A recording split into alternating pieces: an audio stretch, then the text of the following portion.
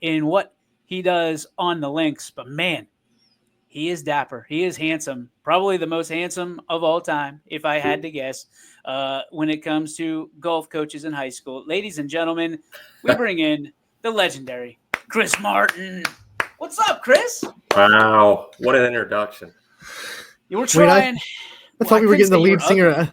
I thought we were getting the lead singer of Coldplay. This is the wrong Chris Martin. Wait a minute. Oh, yeah. Yeah, we didn't have time for you, pal. You thought about that one all night, Anthony. Just don't break out the kiss cam, I guess, at this point, right? Is that too soon? Speaking of, Monday you showed up with a gang of just degenerates at that golf outing. Talk to me about how you winded up with those guys. Do I have to on air? Did you have fun? Oh, yeah.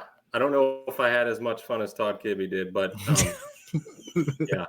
So Todd and I grew up together, Springfield guys together. Todd was best man at my wedding. So trust him with the world, which is a scary comment to make. But yeah, we had a great day and got to hang out with you guys, and, what a good outing. And I hope, in the future years it grows for you guys, and everything you guys do for us, man, people should be supporting you whenever they get a chance. So, and what a great day. I mean, it was a little hot, but you did a nice job keeping everybody hydrated and stuff on the course. And especially Todd. Yeah, but it was good. It was good to be a part of. And I thank you guys for that as well. And I thank you for having me on today and, giving us some recognition for our program. Well, that's one thing that you guys definitely deserve, because, I mean, you look at this program as a whole for seemingly forever, Chris. The Pullen boys have always been in it, but now you're really starting to brush elbows with that opportunities for state championships. For you, what does this program mean to you? How long has it been for you at the helm? And talk to us about what you're seeing year after year. Seemingly doesn't even matter what the year is of the player, whether they're an upperclassman, an underclassman. Seems like everybody's stepping up, and the program continues to hit its stride year after year. What's it been like for you? So I can't take really any credit yet. And I didn't really get to talk a whole lot prior to this, but this is my actual first year with this program. Coach DiGiacomo had it for what seemed to be forever. He retired from Poland about 2 years ago, I think, from teaching, and he kind of left this out for grabs. And then Coach Pat Carden scooped it 2 years ago, and he was actually here up until about 3 weeks ago. Coach Carden's heading out to South Range, and it would just been really difficult for him to stay with the program because I know he, enjoyed these kids and enjoyed the program. So what I ended up getting handed to me is, past success of those two, and then also, these kids. So I'm calling myself the manager this year. I mean, this thing was already up and running. We have a great booster club. The parents that are in charge of this booster club, the stuff that they do for these kids to make them look good, feel good, and making sure that I, as a coach, have every resource I need to make sure that they're getting out on the course and playing whenever they can. I'm one of the luckiest coaches in the world. I mean, these guys placed 8th in state last year, and now it's mine. And I got everybody back. It's a good thing, but at times it's a hard thing because we got a lot of kids that are hungry and eager to be a part of this journey. Coach, we've seen you a part of many programs at Poland since the start of YSN. You did some time with the girls basketball program with Coach Blanche, did some time with the boys basketball program as well. Now you're the head coach of the golf team. What's it like to just completely immerse yourself in these athletes at Poland and continue to coach just fantastic, successful athletes that you have in Bulldog Nation? Yeah, so I feel like I've been around forever. Started back at Springfield with Coach Bob Beam at the time, who was my baseball coach. And then when I was going through college and whatnot, he had me on staff for the baseball team there.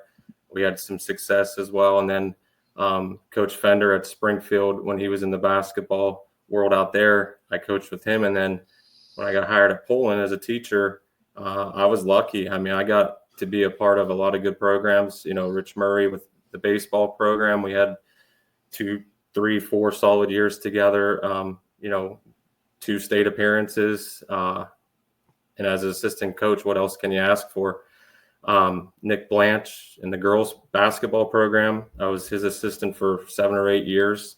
And I know you guys love Nick, and I don't know why anybody wouldn't love Nick. That guy runs the program to, you know, he's taught me a lot. He's taught me a lot over the years on how to do things, how to handle, you know, from kids to parents to finances to everything. One of my good friends. So I've looked at him for, you know, a lot of guidance over the years. And then, you know, coaching with the boys program for a year or 2 with Eric Fender at Poland, and, you know, seeing him and what he does. So for me, I've been around a lot of good coaches, but most importantly, I've been around a lot of good kids.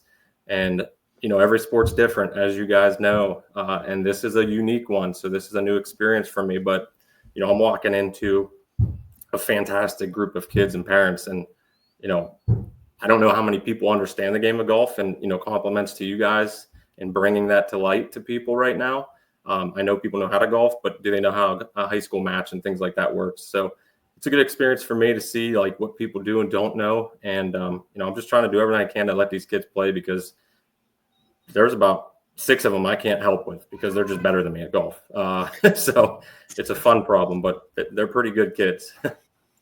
I think you're giving us too much credit, knowing that we know golf, because we don't. Well, let's just I put saw it you that at the outing. I know you guys, some of you guys don't know golf. So let's talk about that for a moment, because golf is an interesting sport, especially in high school ranks, because it's not one that necessarily gets a lot of attention, because there aren't a lot of people other than parents and real big golf enthusiasts that are going out to watch these matches. How do you build excitement around your team? And because you said it earlier, you're basically a manager from this standpoint. That's what you're calling yourself. But you're also, in what I've seen, you're trying to help promote not just your team, but the area golf as well. How do you do that? What are your plans? Well, you know, it's a good point you brought up. Like, you know, our first match on Wednesday morning, we're teeing off at, you know, 7:45, 8 o'clock. Guys, you couldn't see the hole until 8:45 on Wednesday morning because of the fog. Like, there's no one coming out to these matches some mornings. And if you do, sometimes those conditions aren't that great for these guys.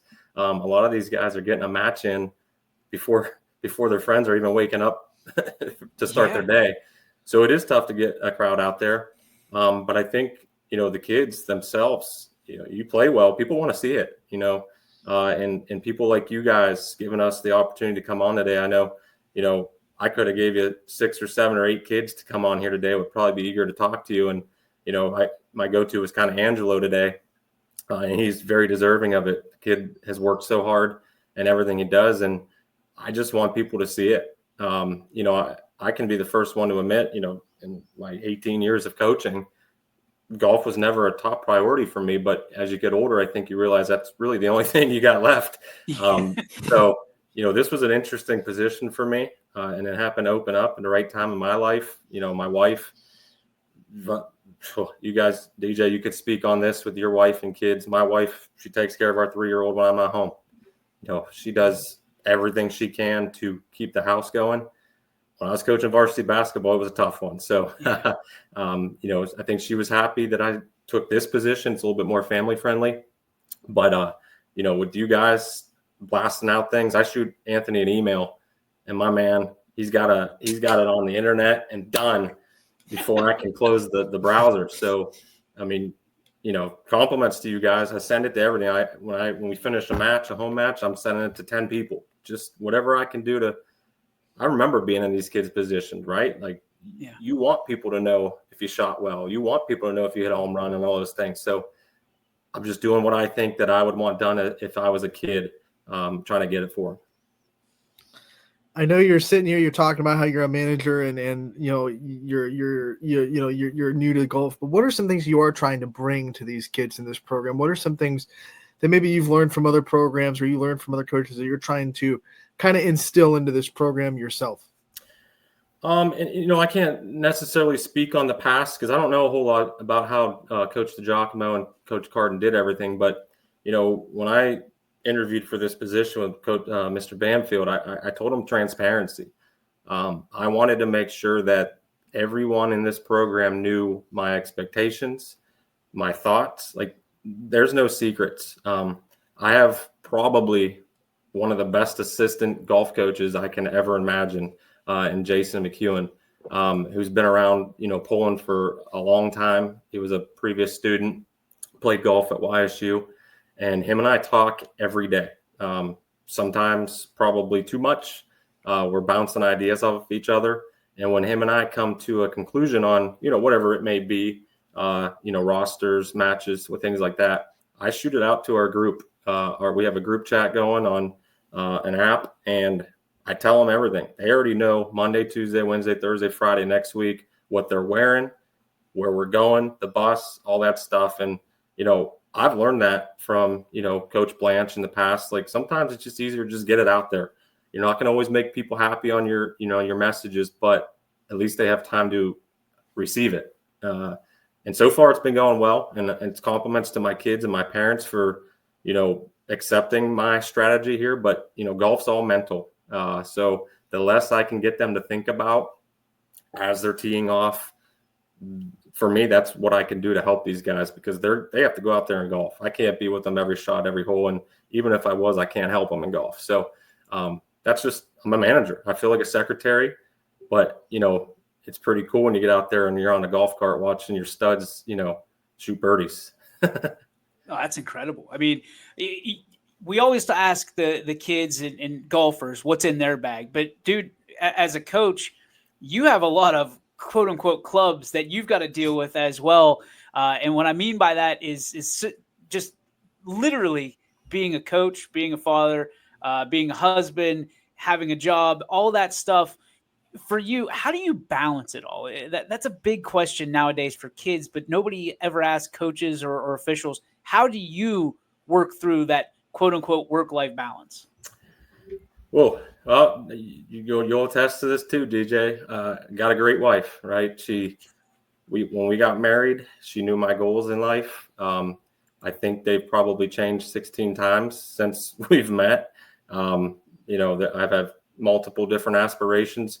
If you would have asked me 10 years ago, are you going to coach golf? That wasn't even in my my thought process.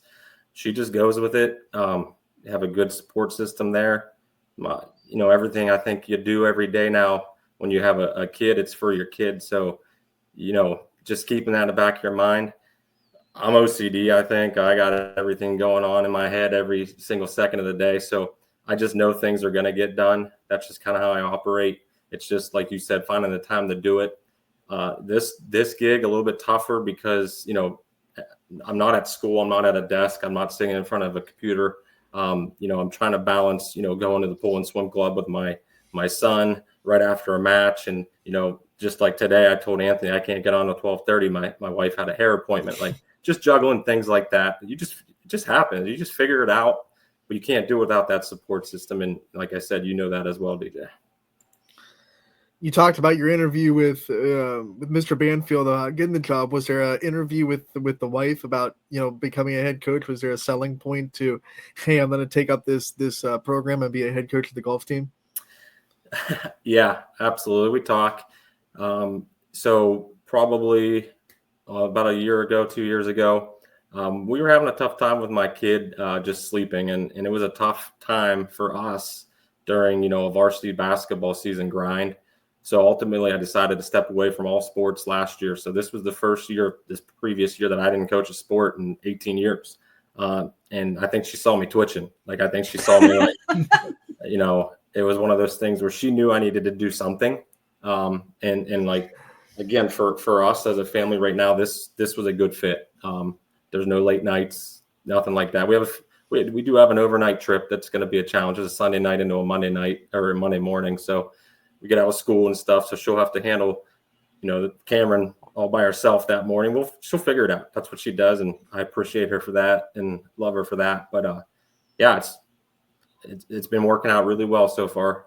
It's been a fun experience for sure.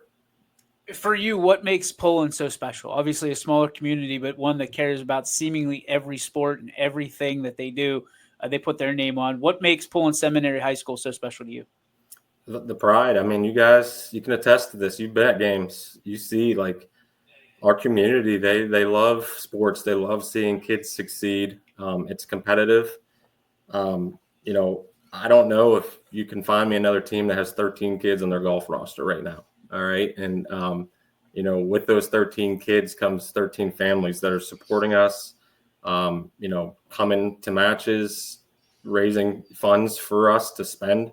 You know, my buddy Dane over at A to Z, he hit a gold mine with me this season because I'm giving them all the business we can. And, you know, the boosters have raised a significant amount of money so we can make these kids look good and feel good as they're playing. So, you know, just the support. I mean, you know, at this point in my career, it's not about me. It's about the kids, and to see these parents support them and, you know, see people and, you know, basketball games, you know, coaching basketball, the people that come to games that you would never expect to see, they just come just to be a part of it and just, you know, shoot you a text and say, you know, good luck, and just makes you feel good. And that to me is what it's all about in the high school atmosphere. And like I said, I'm sucking up to you guys a little bit, but people like you guys, you're doing the right thing, and we can't thank you enough for how much, you know, you do for these kids.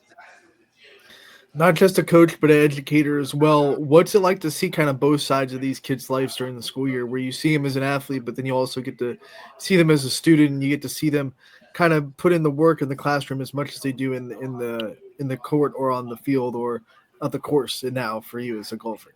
Yeah, that's a great question, because you know, when I first started teaching, I was teaching 7th grade, and I didn't see the kids that I coached. All right, these are all high school kids, and we just never came across our paths in school. So, you know, 2 years later, I had an opportunity to move up to 9th grade and teach freshmen, and I'm seeing the kids that I coach in the building now. To me, that's an important role. I don't know how people coach that aren't a teacher. I mean, for me, being around the kids, seeing their actions in school and guiding them and making sure that they're doing the right things in school, I think that's a big part of coaching, you know, and they go hand in hand. So I love it. Like, I love being able to see if they're, you know, screwing around and things like that. And because I'll be the first one to stop it. You know what I mean? So what are we teaching? Are we teaching math, history? What's our specialty here? I'm a freshman world history guy, probably one of the least favorite classes in the school. They don't really get too excited till I start talking about World War I, World War II after Christmas time. Well, I think that's everybody. Like, Yeah. Everybody gets excited about that. I mean, you're going to slip in a little golf history into that? I might have to do a unit. Yeah, I might have to. This is what Tiger Woods does. I don't know if you guys ever heard the name. It'd probably Eldrick wake a Woods? few kids up. I mean, history. I mean, what did you teach in 7th? History as well?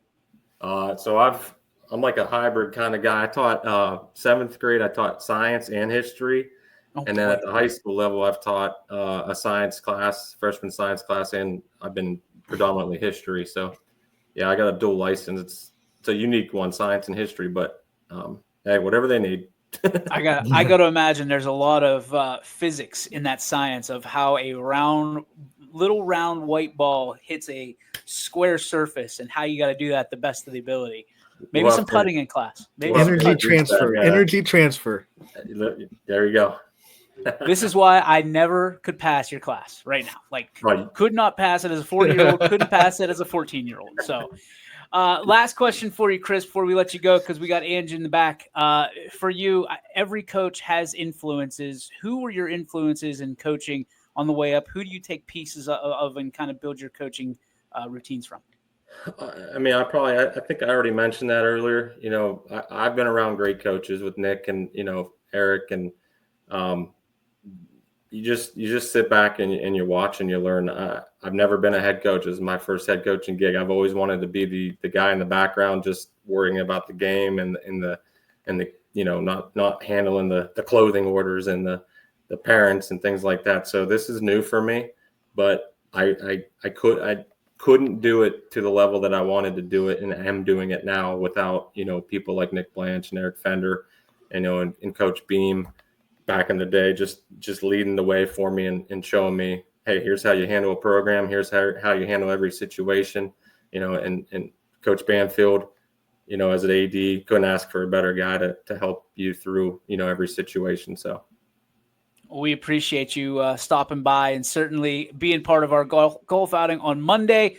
You are always welcome here, man. You don't have to ask. You just pop in whenever you want. Let us know, and we'll throw a nice little graphic up with your headshot the way we did. But no, we seriously appreciate you and bringing the love to golf and naturally doing what you're doing. Best of luck for the rest of the season. 2-0 to start. Well done. Thank you. Thank you. We We got some appreciate eager kids, so we'll anytime you want us on, we'll bring some other guys on and keep you updated. But thank you for what you guys are doing, and thank you for having me on and getting Angela on as well. Have a good rest of the weekend. You got it, Chris. Thank you so much. Appreciate you. Have a great